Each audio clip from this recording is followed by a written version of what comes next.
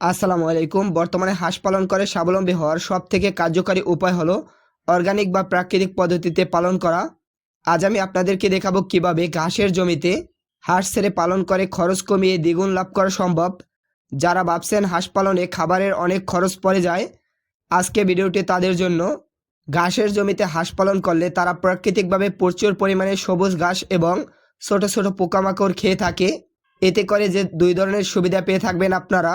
বাজার থেকে কেনা ফিডের উপর নির্ভরতা অনেক অংশে কমে যাবে, ফলে খাবার খরচ হয় নামমাত্র। এছাড়া দ্বিতীয় যে সুবিধাটি পাবেন আপনারা, পোকামাকড় খাওয়ার কারণে হাঁসগুলো প্রাকৃতিকভাবে প্রয়োজনীয় প্রোটিন পেয়ে যায়।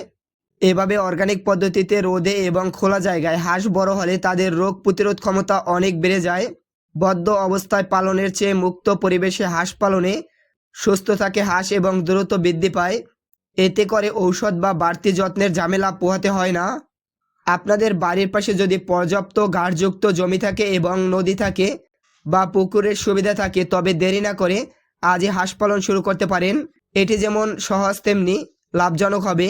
আপনার যদি সামান্য জমি থাকে তবে সেটি কাজে লাগিয়ে অনায়াসে বাড়িতে হাঁসের খামার গড়ে তোলা সম্ভব। তো বন্ধুরা, এই ছিল আজকের ভিডিওটি। অর্গানিক পদ্ধতিতে হাঁস পালন করা নিয়ে আপনাদের কোনো প্রশ্ন থাকলে কমেন্ট করে জানাবেন। ভিডিওটি ভালো লাগলে লাইক করে দিন এবং আমাদের চ্যানেলটি সাবস্ক্রাইব করে দিন। ধন্যবাদ।